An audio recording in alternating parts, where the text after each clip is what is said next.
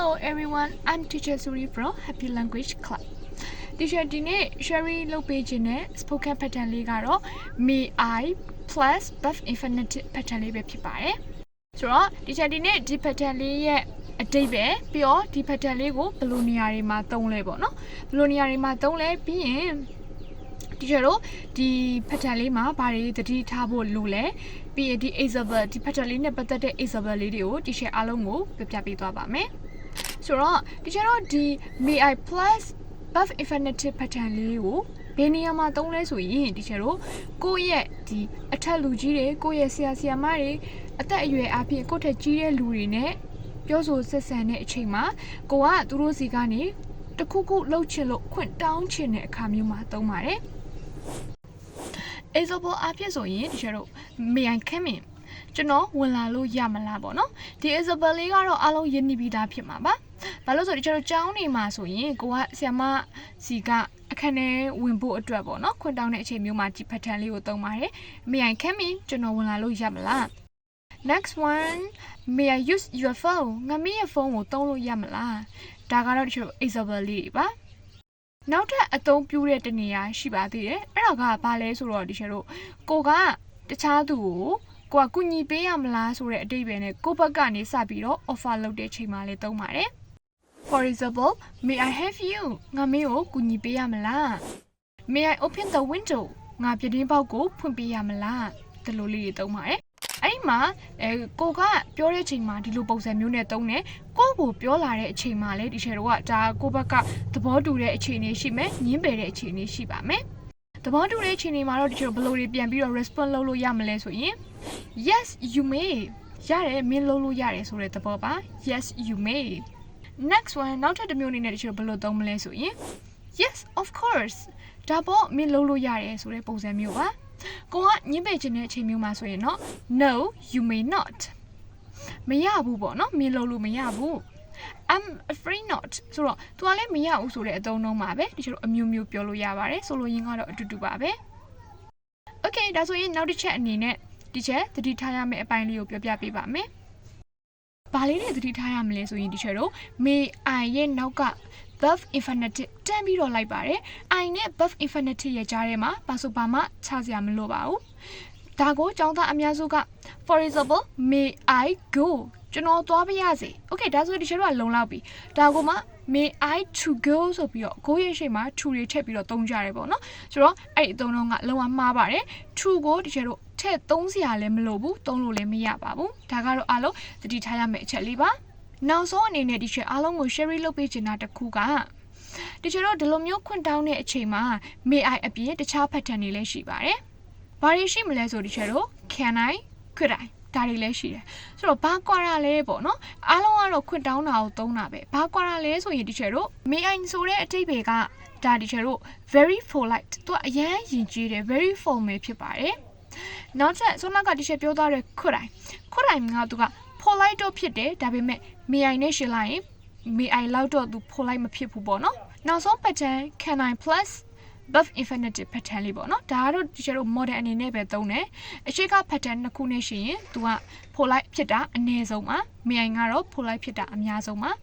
ဆိုတော့ဒီချက်ရဲ့ဗီဒီယိုလေးကိုကြည့်ပြီးရင်တော့ဒီချက်တို့ဒီ may I plus buff infinitive pattern လေးရဲ့အသုံးပြုပုံတွေသူရဲ့ဆိုလိုရင်းအတိတ်ပဲတွေပြီးရင်သတိထားရမယ့်အချက်လေးတွေနဲ့သူနဲ့ရှင်းလိုက်ရင်တခြား pattern တွေနဲ့သူဘယ်လိုကွာခြားလဲပေါ့နော်ဒီအချက်လေးတွေကိုအားလုံးသိသွားမယ်လို့ထင်ပါတယ်ဒီချက်ရဲ့ဒီဗီဒီယိုလေးရဲ့အောက်မှာလည်းဒီ pattern လေးကိုကိုယ်တိုင် sentence လေးတွေတိစောက်ပြီးတော့ homework အနေနဲ့ comment လေးမှာရေးခဲ့လို့ရပါတယ်နော်ဆိုတော့ဒါဆိုရင်တော့အားလုံးပဲဒီ channel နဲ့အတူတူနောက်ဗီဒီယိုမှာပြန်ပြီးတော့တွေ့ရအောင် bye bye Hello everyone I'm Teacher Suri from Happy Language Club Teacher ဒီအပတ် sharing လုပ်ပေးသွားမယ် spoken pattern လေးကတော့ subject plus can or could plus buff infinitive pattern လေးပဲဖြစ်ပါတယ်ဒီအဓိပ္ပာယ်လေးကိုတစ်ချက်ရှင်းပြရမယ်ဆိုရင်ဒီချက်တို့အပိုင်းနှစ်ပိုင်းခွဲလိုက်ကြစို့ပထမအနေနဲ့ဒီ can or could ပေါ့နော်ဒီ pattern လေးကိုဒီချက်တို့ရိုးရိုး sentence မှာပဲသုံးမယ်ဆိုရင်သူကဘယ်လိုနေရာတွေမှာသုံးလဲဆိုရင်ကိုယ့်ရဲ့ ability လို့ခေါ်တဲ့စွမ်းဆောင်နိုင်စွမ်းနေလုံနိုင်စွမ်းနေကိုပြောတဲ့အချိန်မှာသုံးပါတယ်သူရဲ့အဓိပ္ပာယ်ကိုဒီချက်တို့ကလုံနိုင်တယ်ဒါမှမဟုတ်ရင်လုံတက်တယ်ဆိုတဲ့အဓိပ္ပာယ်နဲ့သုံးပါတယ် နောက်တစ်ခုအနေနဲ့ဒီချက်တို့ဒီ can or could ဆိုတဲ့ verb တွေကို question နေရာမှာသုံးမယ်ဆိုရင်တော့ဘယ်လိုအခြေအနေမျိုးမှာသုံးလဲဆိုရင်ဒီချက်တို့ permission ပေါ့နော်ခွင့်ပြုချက်တွေတောင်းတဲ့အချိန်မှာသုံးမယ်နောက်တစ်ခုကဒီချက်တို့ request ကိုယ့်ဘက်ကနေတောင်းဆိုတဲ့အချိန်မှာသုံးပါတယ်ဒီနေရာမှာအလုံးသိထားရမယ့်အချက်တစ်ခုကဘာလဲဆိုတော့ can နဲ့ could ဒီချက်တို့ can က verb 1ဖြစ်ပြီးတော့ could က can ရဲ့ past tense verb 2ဖြစ်ပါတယ်နောက်တစ်ခုအနေနဲ့သိထားတင်တာကဒီချက်တို့ဒီ could က can ထက်ပို့ပြီးတော့ယဉ်ကျေးပါတယ် very polite အနေနဲ့ကိုယ့်ဘက်ကနေတောင်းဆိုခြင်းတဲ့အချိန်မှာကျွန်တော် could ကိုပဲသုံးသင့်တယ်ပေါ့နော်ရိုးရိုး can ကိုလည်းသုံးနိုင်တယ်ဆိုပေမဲ့ could က can ထက်ပို့ပြီးတော့ polite ဖြစ်ပါတယ် example အနေနဲ့ဒီကျွန်တော်ဒီရိုးရိုး sentence ကိုပဲအရင်ဆုံးပြောကြည့်အောင်ပါဆိုတော့ I can speak English ငါ English စကားပြောနိုင်တယ်ပေါ့နော်ပြောနိုင်တယ်ဒါမှမဟုတ်ငါ English စကားပြောတတ်တယ်ဆိုတဲ့အဓိပ္ပာယ်ရပါတယ် next one she can swim very well သူမကရေကောင်းကောင်းရေကူးတတ်တယ်ပေါ့နော်သူမကကောင်းကောင်းရေကူးတတ်တယ်ဆိုတဲ့အဓိပ္ပာယ်ပါ could ကိုကြာဒီချက်တို့ဘယ်လိုအခြေအနေမှာသုံးမလဲပေါ့နော် could ကိုဒီချက်တို့ကကိုယ့်ရဲ့ ability စွမ်းဆောင်နိုင်စွမ်းကိုပြောတဲ့အခြေအနေမှာတော့သုံးတယ်ဒါပေမဲ့ तू ကpast tense အတိတ်ကကိုယ့်ရဲ့စွမ်းဆောင်နိုင်စွမ်းကိုပြောချင်တဲ့အချိန်မှာသုံးပါတယ် example အဖြစ်ဆိုရင်ဒီချက်တို့ I could ride a bicycle when I was 5 years old ကျွန်တော်အသက်5နှစ်တုန်းကစပိန်စီးတတ်တယ်ပေါ့နော်ဒီလိုအခြေအနေမျိုးနဲ့သုံးပါတယ် okay ဒီချက်တို့ဒါဆိုရင် question example လေးတွေကိုပြောကြည့်ရအောင်ပါဒီချက်အရှိမပြောခဲ့သလိုပဲဒီချက်တို့ can ရော could ရောနှစ်မျိုးစလုံးကို question အနေနဲ့သုံးလို့ရပါတယ်ဒါပေမဲ့ဒီချက်တို့သိထားရမှာက could က can ထက်ပို့ပြီးတော့ယဉ်ကျေးတယ်ဆိုတာပါပဲ example အနေနဲ့ဆိုရင်တော့ can I borrow your book ငါမင်းရဲ့စာအုပ်ကိုငှားလို့ရနိုင်မလားပေါ့နော်ဒီလိုမျိုးအနေနဲ့သုံးပါတယ်အဲ့ဒီမှာဒီချက်တို့ could I borrow your book မင်းရဲ့စာအုပ်ကိုငှားပေးနိုင်မလားဒီချက်တို့ could ကပို့ပြီးတော့ polite ဖြစ်ပါတယ် okay ဒါဆိုရင်ဒီချက်သတိထားရမယ့်အချက်လေးကိုဆက်ပြောရအောင်เนาะသတိထားရမယ့်အချက်ကတော့ဒီချက်တို့ဒီ can could ရဲ့အနောက်မှာ verb infinitive ကိုတိုက်ရိုက်တန်ပြီးတော့လိုက်ပါတယ်เนาะအဲ့ဒီ verb ရဲ့ရှေ့ကဒီချက်တို့ to လို့ပြီးရင်တခြားစကားလုံးတွေဘာဆိုဘာမှထည့်ပြီးတော့သုံးစရာမလိုပါဘူးကဲဆိုတော့အားလုံးပဲဒီချက်အခုပြောသွားတဲ့ဒီ subject plus can could plus verb infinitive ကိုရိုးရိုး sentence အနေနဲ့ရော question တွေမှာရောဘယ်လိုတွေသုံးလဲသူတို့နှစ်ခုကဘယ်လိုတွေခြားနာလဲဆိုတာနားလည်မယ်လို့ထင်ပါတယ်ဆိုတော့အားလုံးနားလည်မယ်ဆိုရင်တော့ဒီချက်ရဲ့ဒီ video လေးရဲ့အောက်က comment မှာ sentence ဖြစ်စေ question ဖြစ်စေကိုယ်တိုင်စဉ်းစားပြီးတော့အစာအနေနဲ့တစ်ခုခုမှန်ခဲ့ပေးပါနော်ဆိုတော့ဒီနေ့ကတော့ဒီလောက်ပါပဲဒီချက်တို့နောက်တစ်ပတ်မှာနောက်ထပ် teacher sharing လုပ်ပေးမယ့် spoken pattern လေးတွေကိုလေ့လာရင်ဒီချက်နဲ့တူတူပြန်တွေ့ရအောင်เนาะအားလုံး bye bye Hi everyone ဒီချက်ဆိုရီပါเนาะဒီချက်ကိုမိနေကြပြီလားဆိုတော့ဒီချက်ဒီနေ့ sharing လုပ်ပေးခြင်းနဲ့ spoken pattern လေးကတော့ subject plus verb plus to plus verb infinitive ဆိုတဲ့ pattern လေးပဲဖြစ်ပါတယ်အားလုံးပဲဒီချက်တို့စဉ်းစားကြည့်အောင်ကိုကတခုခုလှုပ်ချင်တယ်တခုခုကိုလိုချင်တယ်ပေါ့နော်ကိုယ့်ရဲ့အလိုဆန္ဒတွေကိုဖော်ပြချင်တဲ့အချိန်မှာတခါလာလဲ1 2တခါလာလဲ1 2ဒါတွေကြီးပဲသုံးနေတော့မှာလား Okay ဒီနေ့မှာတော့ဒီချက်က1 2အစားတခြားသုံးလို့ရမယ့် pattern လေးတွေကိုရှင်းပြရင်းနဲ့ပဲဒီချက်တို့အဲ့ pattern တွေထဲမှာဘာတွေကွာလဲပေါ့နော် pattern တွေကတစ်ခုနဲ့တစ်ခုဘာတွေကွာလဲဘာတွေသတိထားရမလဲဆိုတာလေးတွေဒီချက်ပြပြပေးသွားပါမယ်နော်Okay ဆိုတော့ pattern လေးကိုဘယ်လိုနေရာတွေမှာသုံးမလဲဆိုတော့ဒီချက်တို့ကိုယ့်ရဲ့အလိုဆန္ဒတွေကိုလှုပ်ချင်တဲ့အရာတွေကိုဖော်ပြခြင်းတဲ့အချိန်မှာသုံးပါတယ် pattern လေးရဲ့ဒီ subject verb ဘယ်လိုသွားလဲဆိုတော့ subject လာမယ် verb လာမယ် to လာမယ်သူရဲ့နောက်က verb infinitive လိုက်ပါမယ်ဆိုတော့1 to အစားသုံးလို့ရမယ့်တခြား pattern လေးတွေဒီချက်တို့ဘာတွေရှိမလဲရှေ့ဆုံးကတော့ဒီချက်1 to နဲ့စားလိုက်မယ်နော်1 to ရှိမယ်ပြီးရင်ဒီချက်တို့ would like to ရှိမယ် wish to ရှိမယ် like to ရှိမယ် and then love to ရှိမယ် desire to လည်းရှိမယ် now ဒီ pattern တွေနဲ့နည်းနည်းကွဲထွက်တဲ့ pattern တွေကဘာတွေရှိမလဲဆိုရင် be eager to be keen to နဲ့ be honest toဒီ pattern တွေရှိမယ်ဒါပေမဲ့တချို့တို့သတိထားရမှာကဒီ pattern 6မျိုးလုံးရဲ့အနောက်ကလိုက်တဲ့ verb က verb infinitive တော့ဖြစ်ဖို့လိုပါမယ်နော် Okay ပထမဆုံး pattern လေးကတော့1 to ကိုဒီချက်တို့ဘယ်လိုအခြေအနေတွေမှာသုံးမလဲဆိုရင်ကိုကတခုခုကိုလိုချင်တယ်လှုပ်ချင်တယ်ကိုယ့်ရဲ့အလိုဆန္ဒတွေကိုဓာတ်ရိုက်ဖော်ပြခြင်းတဲ့အချိန်မှာသုံးပါတယ် For example I want to learn English ကျွန်တော်အင်္ဂလိပ်စာသင်ချင်တယ်ဒါပေမဲ့တတိထားရမယ့်တစ်ချက်ရှိပါတယ်။ဘာလဲဆိုတော့ဒီကျတော့ဒီကိုသုံးမဲ့ subject အနေအများပေါ်မူတည်ပြီးတော့ verb မှာအပြောင်းလဲလေးရှိပါမယ်နော်။ကိုက subject အနေကိုသုံးမဲ့ဆိုရင်ဒီကျတော့ subject verb agreement အတိုင်းပဲ want want ဆိုတဲ့ verb လေးမှာ s လေးပေါင်းပေးရပါမယ်။ For example, she wants to go to the Bagura. သူမဖျားသွားချင်တယ်။ဒီမှာဆိုရင်ဒီချေတို့သုံးထားတဲ့ subject က she အနေကိဖြစ်တဲ့အတွက် want မှာ s လေးပေါင်းပေးရပါမယ်နော်။ Wants. အဲ့ဒါအပြင်ဒီချေတို့ထူးခြားတာလေးကဘာလေးရှိသေးလဲဆိုတော့ဒီ want ဆိုတဲ့စကားလုံးလေးကိုဒီချေတို့က et ပေါင်းလိုက်တဲ့အချိန်မှာ verb to ဖြစ်သွားတယ်။ဆိုလိုချင်တာကတော့ကိုအတိတ်မှာဖြစ်ချင်ခဲ့တာလှုပ်ချင်ခဲ့တဲ့အရာတွေကိုပြောချင်တဲ့အချိန်မှာလည်းဒီချေတို့ဒီ pattern လေးကိုသုံးလို့ရပါတယ်ဒါပေမဲ့ verb မှာတော့ ed လေးပေါင်းပေးဖို့လိုအပ်ပါမယ်နော် For example they wanted to go home သူတို့အိမ်ပြန်ချင်ခဲ့တယ်ဆိုတဲ့အဓိပ္ပာယ်ပေါ့နော်ဆိုတော့ဒီလောက်ဆိုရင်တော့ဒီ want လေးကိုတေချာလေးသုံးတတ်မယ်လို့ထင်ပါတယ် Okay နောက် pattern တစ်ခုကိုတွားကြည့်ရအောင်နောက် pattern တစ်ခုကဒီချေတို့ would like to ဆိုတဲ့ pattern လေးပါကိုက want to နဲ့မသုံးချင်ဘူး would like to နဲ့သုံးချင်တယ်ဆိုရင်တော့အရန် formal ဖြစ်တဲ့စကားလုံးဖြစ်တဲ့အတွက်တရားဝင်အခြေအနေတွေမှာသုံးလို့ရတယ်ပြီးရင်ကိုယ့်ထက်အထက်လူကြီးတွေနဲ့ပြောချင်တဲ့အချိန်မှာပေါ့နော်ဒါလေးတွေသုံးလို့ရပါတယ် Okay ဘယ်လိုသုံးရမလဲဆိုတော့ for example I would like to order some food ငါအစားအသောက်မှာချင်တယ်ပေါ့နော် I would like to order some food Okay နောက်ထပ် example လေးတွေပါရှိမလဲဆိုဒီချက်တော့He would like to speak with you သူကမင်းနဲ့စကားပြောချင်တယ်ဒီလိုအခြေအနေမျိုးတွေမှာ would like to ကိုသုံးလို့ရပါတယ် Okay နောက်ထပ် pattern တစ်ခုကိုဒီကျတော့ဆက်ပြီးတော့တွားကြည့်ရအောင်နောက် pattern တစ်ခုက wish to ပေါ့နော်သူကရောအရှိမပြောခဲ့တဲ့ pattern တစ်ခုနဲ့ပါကွာလဲဆိုတော့သူက would like to ထက်ကိုပို့ပြီးတော့ formal ဖြစ်ပါတယ်ယဉ်ကျေးပါတယ်ဆိုတော့ဒီကျတော့ဒီ pattern လေးကိုဘယ်လိုနေရာတွေမှာသုံးလဲဆိုရင်အရန်ကိုတရားဝင်တဲ့အခြေအနေတွေမှာသုံးပါတယ်ဒီကျတော့သတိထားရမှာက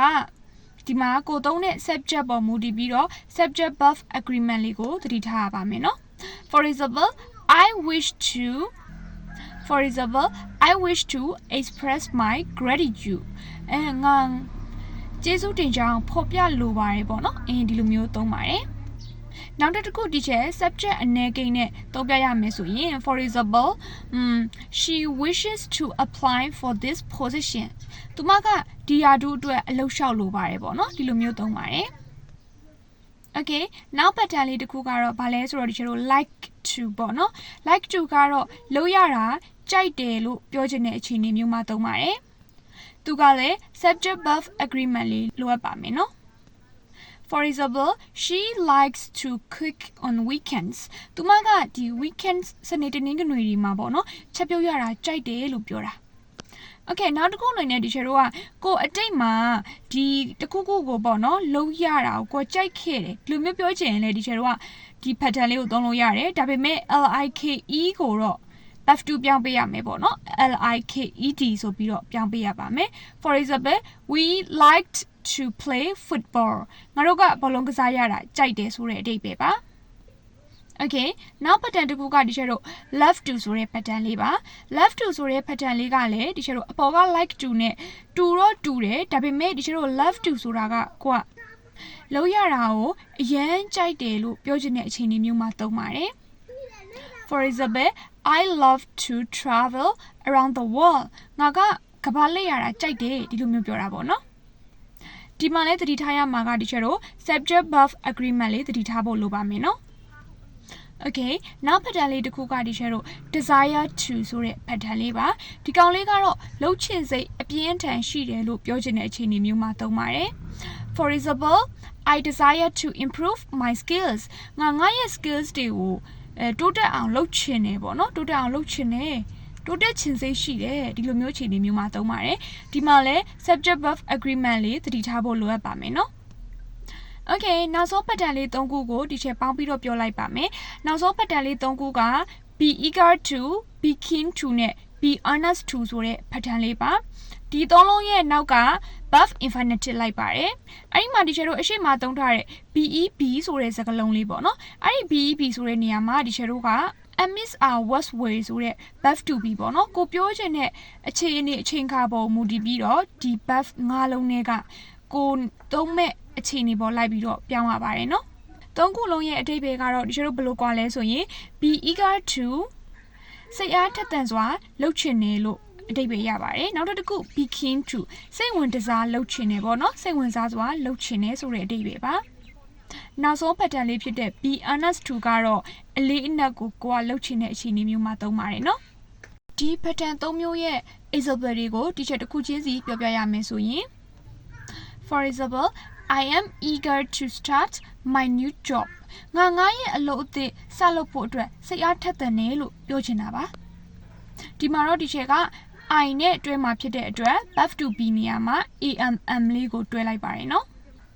Okay, be keen to address Isabel ပြောပြရမယ်ဆိုရင်တော့ they are keen to participate in this project သူတို့ကဒီ project မှာပါဖို့အတွက်စိတ်ဝင်စားရတယ်ပေါ့နော်ဒီမှာဆိုရင် teacher တို့က subject က they